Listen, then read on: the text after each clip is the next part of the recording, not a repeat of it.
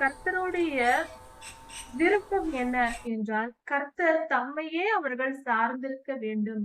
நம்மையே தினமும் நோக்கிக் கொண்டிருக்க வேண்டும் என்கிற எண்ணம் கர்த்தருக்கு உண்டு.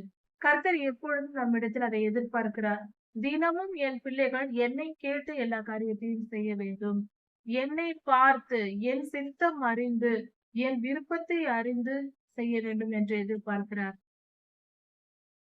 நம்முடைய பிதாவாகிய தேவனுடைய அன்பும், ஆண்டவராகிய இயேசு கிறிஸ்துவின் கிருபையும், சமாதானமும் உங்கள் அனைவரோடும் கூட என்றென்றைக்கும் இருப்பதாக. தலைப்பு: நான் உன்னை விட்டு விலகுவதும் இல்லை, உன்னை கைவிடுவதும் இல்லை. என்னாகமம் 9ஆம் அதிகாரம் 10ஆம் அதிகாரம்.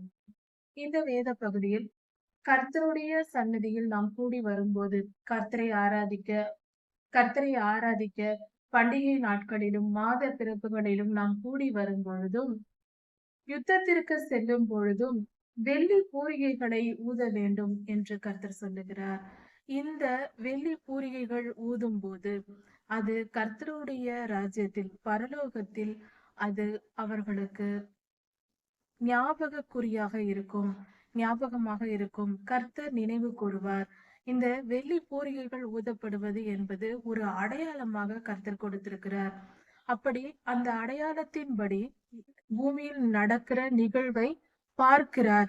அவர் பார்த்து அதன் மூலமாக அது நினைவு கூறப்படுகிறது, கர்த்தரால் நினைவு கூறப்படுகிறது. அது நித்திய கட்டளையாக கொடுத்திருக்கிறார்.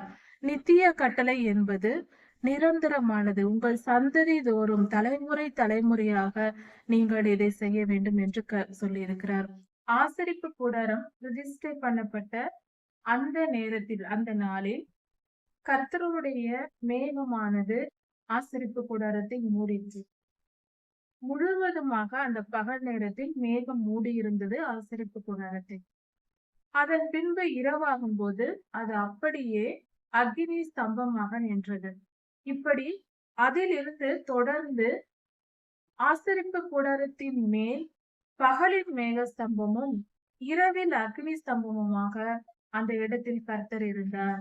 இப்படி இந்த காரியங்களை, இந்த தோற்றத்தை இஸ்ரவேலர்கள் பார்த்து கொண்டிருந்தார்கள். 40 வருடமும் அவர்கள் பார்த்தார்கள்.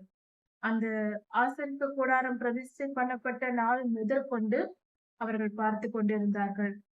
மேக ஸ்தம்பம் எப்பொழுது மேலே எழும்புமோ அந்த நேரத்தில் இவர்களும் பாளையத்தை விட்டு புறப்பட்டு கூடாரங்களை எடுத்துக்கொண்டு, ஆடு மாடுகள் தங்களுக்கு உண்டான எல்லாவற்றையும் எடுத்துக்கொண்டு பிரயாணம் போவார்கள். போகும்போது மேகம் எந்த இடத்தில் நிற்கிறதோ, அதாவது ஆசரிப்பு கூடாரத்தின் மேல் இருந்த மேக ஸ்தம்பம் மேலே எழும்பும் போது கர்த்தருடைய பிள்ளைகளும் தங்கள் கூடாரங்களை எடுத்துக்கொண்டு புறப்படுவார்கள். அந்த மேகம் நகர்ந்து கொண்டே போகும். அப்பொழுது இவர்களும் சென்று கொண்டே இருப்பார்கள். அந்த மேகம் எந்த இடத்தில் இருக்கிறதோ அங்கு போய் ஆசரிப்பு கூடாரத்தை ஸ்தாபனம் பண்ணி அதை சுற்றிலும் இவர்கள் வாழ்வார்கள். கூடாரம் போட்டு இருப்பார்கள். இரவும் பகலும் மேகஸ்தம்பமும் அக்னி ஸ்தம்பமும் மாறி மாறி ஆசரிப்பு கூடாரத்தின் மேல் இருக்கும். இப்படி இருக்கும்போது இவர்களுடைய போக்குவரத்து என்பது தினமும் அவர்கள் பார்த்து கொண்டே இருப்பார்கள். ஒரு சில நேரங்களில் வருடக்கணக்காக அதே இடத்தில் இருக்கும், அப்படியே தங்கி இருப்பார்கள். திடீரென மேகம் மேலே எழுந்தினால் புறப்பட்டு உடனே ஓடுவார்கள். இப்படி அவர்களுடைய மனநிலை எப்பொழுது என்ன வேண்டுமானாலும் நடக்கலாம், எப்பொழுது வேண்டுமானாலும் கர்த்தர் நம்மை அழைக்கலாம், நாம் புறப்பட்டு போக வேண்டும். இன்று நடக்கலாம், நாளையும் நடக்கலாம், இல்லை அடுத்த வருடம் வரையும் இங்கேயே இருக்கலாம். இப்படி, அதாவது நாங்கள் இத்தனை வருடம் இங்குதான் இருப்போம் என்ற எந்த ஒரு உறுதிப்பாடும் இல்லாமல் ஒரு மனநிலை முழுவதும் கர்த்தரையே சார்ந்திருக்க வேண்டிய ஒரு நிலை இஸ்ரவேலருக்கு ஏற்பட்டது. இதை கர்த்தரே ஏற்படுத்தினார். இது நன்மையான காரியமே. ஆனால் அவர்களுக்கு அது கஷ்டமா இருந்தது. உண்மையில் மாம்சத்தின்படி பார்க்கும்போது நம் எல்லோருக்கும் அது கஷ்டமான விஷயம்தான். இஸ்ரவேலர்கள் தீமை செய்தார்கள் என்று ஒரே வார்த்தையில் அவர்கள் மீறுதல் செய்தார்கள், பாவம் செய்தார்கள், அக்கிரமம் செய்தார்கள் என்று சொல்லிவிடலாம். ஆனால் நாம் அவர்களை விட அதிகமாக நாம் செய்து கொண்டிருக்கிறோம் என்பதே உண்மை. அவர்கள் எவ்வளவோ கர்த்தருக்கு கீழ்ப்படிந்திருந்தார்கள். மேகம் எப்பொழுது புறப்படுகிறதோ அப்பொழுதெல்லாம் இவர்கள் புறப்பட்டார்கள். மேகம் எப்பொழுது ஆசரிப்பு கூடாரத்தின் மேல் தங்குகிறதோ அப்பொழுதெல்லாம் தங்கினார்கள். எந்த இடத்திலும் நிற்கலாம், எப்பொழுது வேண்டுமானாலும் நிற்கலாம், எப்பொழுது வேண்டுமானாலும் புறப்படலாம். இப்படிப்பட்ட ஒரு நிலை ஏற்பட்டது. அதனால் கர்த்தருடைய விருப்பம் என்ன என்றால், கர்த்தர் தம்மையே அவர்கள் சார்ந்திருக்க வேண்டும். நம்மையே தினமும் நோக்கிக் கொண்டிருக்க வேண்டும் என்கிற எண்ணம் கர்த்தருக்கு உண்டு. கர்த்தர் எப்பொழுதும் நம்மிடத்தில் அதை எதிர்பார்க்கிறார். தினமும் என் பிள்ளைகள் என்னை கேட்டு எல்லா காரியத்தையும் செய்ய வேண்டும். என்னை பார்த்து, என் சித்தம் அறிந்து, என் விருப்பத்தை அறிந்து செய்ய வேண்டும் என்று எதிர்பார்க்கிறார். அப்படி செய்யும்போது மிக மிக சரியான பாதையாக இருக்கும். நல்லபடியாகவும் இருக்கும். ஆனால் நாமாக முடிவெடுப்பதோ, நம் சுயத்திற்கு எடுக்கிற முடிவுகள் சரியானதாக வராது. இந்த காரியத்தை வைத்து பார்க்கும்போது, கர்த்தருடைய அன்பும் அரவணைப்பும் நமக்கு கிடைத்திருப்பதும், அவருடைய வழி நடத்துதல் நமக்கு கிடைத்திருப்பதும் மிகப்பெரிய பாக்கியம். வாழ்க்கையில் ஏதாவது ஒரு முடிவெடுக்க வேண்டும் என்றால், ஒரு ஏக்கம் வரும். ஐயோ! என் பெற்றோர்கள் இருந்தால் நாம் அவர்களை கேட்டு இதை செய்யலாமே என்று தோன்றும். அதுபோல நாம் இருக்கக்கூடாது என்பதை கர்த்தர் விரும்புகிறார். கர்த்தர் நம்மோடு இருந்து எப்பொழுதும் நம்மை வழிநடத்துகிறார். அவர் நம் தகப்பன் அல்லவா? அவர் நம்மை வழிநடத்த விரும்புகிறார். நமக்கு நிரந்தரமான தகப்பன் அவர் இருக்கும்போது, தினமும் அவரை கேட்டு அவர் விருப்பத்தின்படி நாம் செய்யும்போது, எல்லாம் நல்லபடியாக முடியும். இந்த உலக வாழ்க்கையை வெற்றி பெற கர்த்தருடைய வழிநடத்தலின்படி வாழ்வோம். அதையே கர்த்தர் விரும்புகிறார். இந்த சம்பவத்திற்கு பின்பு ஜனங்கள் முறையிட்டுக் கொண்டிருந்தார்கள். அவர்கள் கர்த்தருக்கு விரோதமாக பொல்லாப்பானதை பேசினார்கள். எங்களுக்கு இந்த குறை இருக்கிறது, அந்த குறை இருக்கிறது, என்ன இது இப்படி போகிறது என்று தேவையற்ற காரியங்களை பேசிக்கொண்டு சலிப்படைந்து பேசிக் கொண்டிருந்தார்கள். இப்படி இருக்கும்போது அவர்களுடைய பேச்சு நிமித்தம் கர்த்தருடைய கோபம் உண்டு. அவர் அக்கினியை அனுப்பினார். அது பாளையத்தின் பின்புறத்தில் பற்றி எரிய தொடங்கியது. கொஞ்சம் கொஞ்சமாக ஜனங்கள் மறிக்கத் தொடங்கினார்கள். அந்த சமயத்தில் மோசேயா உடனே ஜெபித்தார். கர்த்தரிடத்தில் வேண்டிக் கொண்ட போது அந்த அக்கினி அவிழ்ந்தது. அதன் பின்பு ஜனங்கள் ஓயாமல் முறையிட்டுக் கொண்டிருந்தார்கள். அவர்களுடைய கூக்குரல் பெரிதாய் இருந்தது. அவர்கள் மாம்சம் வேண்டும் சாப்பிடுவதற்கு என்று புலம்பத் தொடங்கினார்கள். நாங்கள் எகிப்தில் இலவசமாக மீன்களை சாப்பிட்டோம். அசைவ உணவுகளை பாத்திரத்தின் பக்கத்திலேயே உட்கார்ந்து நிறைவாக நாங்கள் சாப்பிட்டு வந்தோம். அப்படியெல்லாம் நாங்கள் சாப்பிட்டோம். எங்களுக்கு இங்கு வெறும் மன்னா மட்டுமே கிடைக்கிறது. ஆஹ் மாமிச உணவு கிடைக்கவில்லை. எங்களுக்கு கொடுக்கவில்லை என்று முறையிட்டுக் கொண்டிருந்தார்கள். இது எவ்வளவு பெரிய தவறாய் இருக்கிறது.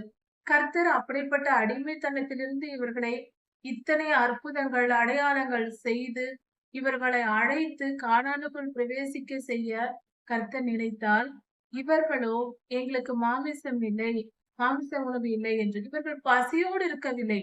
மன்னாவை கர்த்தர் வானத்திலிருந்து கொடுத்து கொண்டிருந்தார். அதை பொருட்படுத்தவில்லை, அதை பெரிதாய் நினைக்கவில்லை. அது தேனிட்ட பணியாரம் போல் இருந்தது என்று சொல்லியிருக்கிறது. அவ்வளவு இனிப்பான சுவையுடைய புது ஒலிவ எண்ணெயின் சுவையுடையதா இருந்தது என்று சொல்லப்பட்டிருக்கிறது. மிக அருமையான உணவான தேவதூதர்களின் அப்பத்தை கர்த்தர் கொடுத்த போதும் அதையெல்லாம் சாப்பிட்டு விட்டு இது பிடிக்கவில்லை, இது என்ன என்று சொன்னார்கள். மாமிச உணவு எங்களுக்கு இல்லை என்று புலம்பினார்கள். இவர்களுடைய கூக்குரல் பெரிதாய் இருந்தது. இவர்களுடைய தொல்லையினால் மோசேயா நம் ஜீவனை கூட விட்டுவிடலாம் என்று நினைக்கும் அளவுக்கு அவர் சலிப்படைந்தார். அந்த அளவுக்கு அந்த ஜனங்கள் துன்புறுத்தினார்கள். இதையெல்லாம் பார்த்துவிட்டு மோசேயா கர்த்தரிடம் போய் ஜெபிக்கிறார். கேட்கிறார், கர்த்தாவே என்னை காப்பாற்றும். நான் என்ன இவர்களை சுமந்து பெற்றேனா? நான் செத்து போகிறேன். என் உயிரை எடுத்துக் கொள்ளும். இந்த மனிதர்களோடு என்னால் போராட முடியவில்லை. இவர்கள் இறைச்சி கேட்கிறார்கள். இறைச்சி இல்லை என்று என்னிடத்தில் வந்து அழுகிறார்கள் என்று சொல்லுகிறார். ஏன் இவர்கள் இந்த அளவுக்கு இன்றும் கூட சாப்பிடக்கூடிய உணவு விஷயத்தில் மனிதர்களுடைய பிடிவாதமும் அதையே நோக்கி கொண்டிருப்பதும் மிக மிக தவறு. பசிக்கு தேவையான ஆகாரம் கர்த்தர் நிச்சயம் கொடுப்பார். ஆகாரத்தின் மேல் அதிக கவனம் செலுத்தக்கூடாது. அதிகமாய் அதை நோக்கியே வாழ்ந்து கொண்டிருக்க கூடாது. ஒவ்வொரு நாளும் அவர் நமக்கு கொடுக்கிற ஆகாரத்தை நாம் எடுத்துக்கொள்வது நமக்கு மிகவும் சந்தோஷத்துடனும் ஸ்தோத்திரத்துடனும் சாப்பிடும் போது அது மிகுந்த ஆரோக்கியத்தை தரக்கூடியதா இருக்கும். மோசே ஐயா இப்படி ஜெபித்த உடனே கோபத்துடன் தான் இந்த காரியத்தை கர்த்தர் செய்கிறார். நீங்கள் போங்கள், உங்களுக்கு நான் இறைச்சி தருவேன். ஒரு நாள் அல்ல, 2 நாள் அல்ல, 1 மாதம் வரைக்கும் முழுவதும் திருப்தியாக நீங்கள் புசிக்கும்படி நான் இறைச்சி தருவேன் என்று சொல்லுகிறார். அப்பொழுது மோசேயா சொல்கிறார், கடலில் உள்ள மீன்களை எல்லாம் எடுத்தாலும் இந்த கூட்ட ஜனங்களுக்கு போதாதே. இவ்வளவு கூட்ட ஜனங்கள் இருக்கிறார்களே, இது எப்படி நடக்கும் என்று நினைக்கிறார். அவர் சொல்லுகிறார், கர்த்தர் என் வல்லமையை அறிவீர்கள் போங்கள் என்று சொல்லுகிறார். அதே போல சமுத்திரத்தின் மேல் கர்த்தர் காற்றை அனுப்புகிறார். அந்த சமுத்திர காற்று அவர்களுக்கு காடைகளை கொண்டு வந்து குவிக்கிறது. கடலில் இருந்து காடைகள் குவிந்து வருகிறது. அந்த கடல் காற்று கொண்டு வந்து சேர்க்கிறது. அந்த காடைகள் 3 அடி உயரம் அளவுக்கு பாளையத்தை சுற்றிலும் 2 புறமும் குவிந்து கிடக்கிறது. மலை குவிந்து கிடப்பது போல. அதையெல்லாம் கொண்டு வந்து சுமந்து தூக்கி வந்து அவரவர் தங்கள் கூடாரங்களில் எடுத்து வைத்துக் கொள்கிறார்கள். அவர்கள் 10 ஓமர் அளவுக்கு இதை சேர்த்தார்கள் என்று சொல்லப்பட்டிருக்கிறது. அந்த அளவுக்கு அதிகமாய் எடுத்துக்கொண்டு வந்து புசிக்கத் தொடங்கினார்கள். நன்றாக சாப்பிட்டார்கள். அவர்கள் சாப்பிட்ட உணவு மூக்கில் வரும் அளவுக்கு அவர்கள் சாப்பிட்டார்களாம். அந்த அளவுக்கு அந்த இச்சையானது அவர்களுக்குள் இருந்திருக்கிறது. இப்படி அவர்கள் செய்து கொண்டு இருக்கும் போதே கர்த்தர் வாதையை அனுப்பினார். கர்த்தர் மிகவும் கோபமானவர். நாம் கோபம் ஊட்டக்கூடாது என்பதை புரிந்து கொள்ள வேண்டும். அவர் பெரியவர், அவர் நல்லவர். அவரை நாம் கோபமூட்டிக் கொண்டே இருக்கக்கூடாது. அவருடைய வல்லமையை கண்டு அஞ்ச வேண்டும். பயந்து நாம் ஒழுங்காக இருக்க வேண்டும். திருப்தியாக இருக்க வேண்டும். கர்த்தர் நமக்கு எதை செய்தாலும் அதை நன்மைக்கே செய்வார் என்று உணர்ந்து கொள்ள வேண்டும். தாழ்மையோடு இருக்க வேண்டும். இது அது என்று மேன்மை பாராட்டக்கூடாது. இவர்கள் மேன்மை பாராட்டியதினால்தான் இப்படிப்பட்ட பாவங்கள் செய்கிறார்கள். பெருமையும் சுயநலமும் எவ்வித பாவத்திற்கும் அடித்தளமாக இருக்கிறது. அதனால் பெருமையையும் சுயநலத்தையும் நாம் விட்டுவிட வேண்டும். எல்லா பாவத்திற்கும் ஆணிவேராய் இருக்கிறது. அதனால் இப்படிப்பட்ட காரியங்களை விட்டு விலகி நம்மை காத்துக்கொள்ள வேண்டும். இச்சிக்க கூடாது. இங்கு இஸ்ரவேல் ஜனங்கள் இச்சித்தார்கள். அதன் விளைவு கர்த்தர் காடைகளை அனுப்பினார். அவர்கள் வேண்டும் வேண்டாம் என்று அதிகமாய் சாப்பிட்டார்கள். எல்லாம் சாப்பிடும்போது பெரிய வாதையை கர்த்தர் அனுப்பினார். அதனால் பலர் இச்சித்தவர்கள் இறந்து போனார்கள் என்று கர்த்தர் சொல்லுகிறார். வேத வசனம் சொல்லுகிறது என்னாகமம் 11ஆம் அதிகாரத்தில். அப்படி இருக்க கர்த்தருடைய கோபத்திற்கு ஆளாகி அழிந்து போனார்கள் பலர். அதனால் இச்சிக்க கூடாது. இது இல்லை அது இல்லை என்று சொல்லக்கூடாது. ஒருவேளை நாம் கர்த்தருடைய பிள்ளைகளாய் இருக்கும்போது விக்கிரகங்களுக்கு படைக்கப்பட்டதை சாப்பிட மாட்டோம். யாராவது ஒரு நமக்கு பிடித்த உணவை கொண்டு வந்து இது விக்கிரகங்களுக்கு படைத்தோம் என்று கொண்டு வந்து கொடுத்தால் இச்சித்து சாப்பிட்டு விடக்கூடாது. கர்த்தருடைய கோபாக்கினை பயங்கரமாய் வரும். அதனால் படைக்கப்பட்டதை சாப்பிடக்கூடாது. கர்த்தருக்கு பிரியமில்லாத எதையும் இச்சித்து நாம் சாப்பிட்டு விடக்கூடாது. விலை கொடுத்து கடையில் எந்த பொருளையும் வாங்கி சாப்பிடலாம், தவறில்லை. ஆனால் விக்கிரகங்களுக்கு படைக்கப்பட்டது என்று தெரிந்து எந்த பொருளை நாம் இலவசமாக பெற்று சாப்பிட்டாலும் அது நமக்கு பாவமாகிவிடும். அறியாமல் சாப்பிட்டால் ஒன்றும் தவறில்லை. அறிந்தே சாப்பிட்டு விடக்கூடாது. இதில் நாம் ஜாக்கிரதையாக இருக்க வேண்டும். அதனால் நம்மை நாம் காப்பாற்றிக் கொண்டு நம்முடைய பரிசுத்தத்தை காத்து கொண்டு வாழ வேண்டியது மிக மிக முக்கியம். எகிப்திலிருந்து இஸ்ரவேலர் வரும்போது அவர்களோடு அந்நியர்களும் இருந்தார்கள். பெண் கொடுத்திருப்பார்கள், பெண் எடுத்திருப்பார்கள், சொந்த பந்தங்கள் இருக்கும், பிள்ளைகள் இருக்கும், மாமனார் இருப்பார்கள். இப்படி உறவாடியது நிமித்தம் அவர்களும் கூட வந்தார்கள். அவர்கள் விக்கிரக ஆராதனைக்காரர்களாய் இருந்தார்கள். அதனால் இவர்களையும் விக்கிரக ஆராதனை செய்ய வைத்தார்கள். ஆரோனையா கன்றுக்குட்டி செய்வதற்கு அந்த அந்நியர்கள் தூண்டிவிட்டதே காரணமாய் இருக்கும். அப்படி இருக்க அப்படி பொல்லாத ஆவிகளுக்கு இடம் கொடுத்ததினால்தான் இவர்களுக்கு இந்த இச்சை என்னும் எண்ணம் வந்தது. இச்சை என்பது பெருமையின் ஆவி கொண்டு வருவது. பெருமையுள்ள மனம் இச்சிக்கும். ஆதியிலே சாத்தான் ஏசாயா 14 எசேக்கியேல் 28 அதிகாரங்களில் சொல்லப்பட்டிருக்கிறது. பொல்லாத சாத்தான் பெருமை கொண்டான், அதனால்தான் அவன் கீழே விழுந்தான் என்று சொல்லப்பட்டிருக்கிறது. அதனால் இப்படிப்பட்ட பெருமைக்கு இடம் கொடுத்து விடக்கூடாது. பெருமைதான் எல்லா பாவத்திற்கும் அடித்தளமாய் இருக்கிறது. அவருக்கு பிரியமாய் நடக்கும்போது ஆசீர்வாதத்தையும், அவருக்கு கோபமூட்டும் போது நாம் நியாயத்தீர்ப்பையும் பெற்றுக்கொள்கிறோம் என்பதை புரிந்து கொள்ள வேண்டும். கர்த்தர் சர்வ வல்லமையுள்ள தேவன். அவர் நல்லவர், அவர் அன்பானவர், ஆனால் நீதியுமானவர். நீதியின் சூரியன் அவர். அப்படிப்பட்ட தேவனிடத்தில் பிரியமாயிருந்து, தாழ்மையோடு இருந்து, அவர் வல்லமைக்கு பயந்து நடந்து வாழ்வோம். கர்த்தர் உங்களை ஆசீர்வதிப்பாராக. இதன் தொடர்ச்சி அடுத்த செய்தியில் பார்க்கலாம்.